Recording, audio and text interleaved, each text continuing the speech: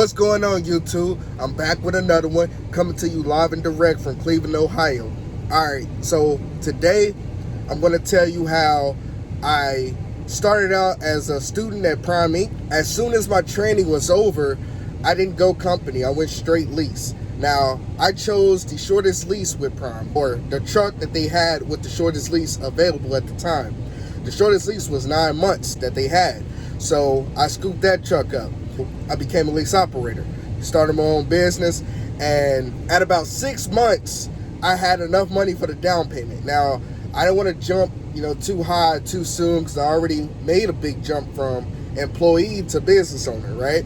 So I waited about 3 more months. I spoke with, my dad, my cousin, a few friends, my trainers. I still keep in contact with them. Spoke to some other owner-operators at truck stops, how it is to be an owner-operator and should I make that move, After 3 months, my lease was up, and I think it was about a week later, I went to the dealership. It was Freightliner in Kansas City. I put down $11,000 for my down payment to get my truck, which the semi truck I'm in, and I promised a video that I was going to show, a whole walkthrough of it. I'm going to do it. I've just been really busy. But pretty much what I did was, when I first started my lease, I started saving like $212, right, every single week. And then after about 4 months, and I wish I would have done it at the beginning, after about 4 months, I thought, I could save more money. I was already saving extra money on the side, but I was like, I could put more money into my e-fund. And for those of you who don't know what an e-fund is, it's your emergency fund. Anything bad happens or whatever, you throw it in there. Prime sets that up for you with them, and pretty much they just take out of your settlement. You just pretty much don't see it. It's there, but you don't really see it coming out. I mean, obviously you see it when you look at your settlement. Just ignore it. So after about 4 months, I was like, I want to go big or go home. I want to save $500 a week. So I was doing that, and the numbers got up there. With that plus all the extra money I was saving, before I came in the trucking, I think I explained this in my last video. What I did was I cut all expenses.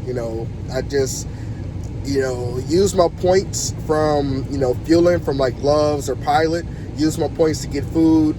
I mainly ate like sandwiches and lunch meat, pretty much, just to save extra money. What I would do is, I have 4 accounts. I'll just divide it. 500 go here to this side for bills, 500 go there, 500 go there, 500 go there, 500 go there.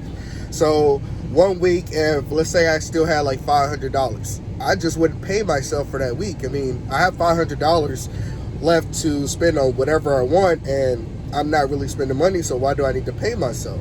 I mean, the money in all my other accounts is still my money. If I need it, for anything, I can easily, access it. But it was just better to just save every little penny. And pretty much in 9 months, I was able to put that money down and got my truck. So what I did when I got my truck, I still had enough money to start my own authority, as well as pay for my insurance, everything to get rolling, go straight to the top. But if you know me, I think a lot, and sometimes I may overthink a little bit, but I'd rather overthink than to go bankrupt as soon as I start. So what I did was I put my truck back on Prime's authority. So now I'm an owner-operator with Prime. So we're partners, and pretty much I don't have to pay them a weekly payment. I think with everything included, my lease payment was roughly about $1,300 a week. And so every week, my settlement, I was paying $1,300. I mean, if you add in the fuel, it was probably about average between $600 to about $1,000 a week. And obviously you'll see the $500 come out. So it's a lot of money, that's coming out.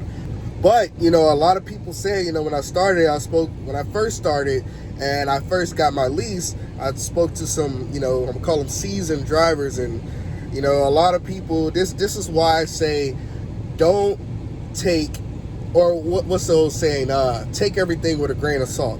Don't get advice from someone and then think that that's set in stone, because they're probably telling you, if they're telling you like their honest opinion, it's probably just based on their experience. Everyone's experience is different.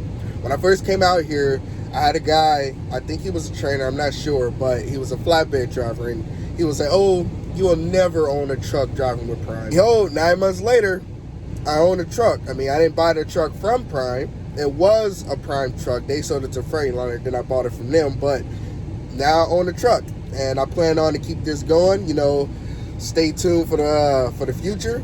It's looking pretty bright right now. I just have to, you know, stay focused, continue to make these sacrifices, so pretty much work hard now, and later on in life I can relax.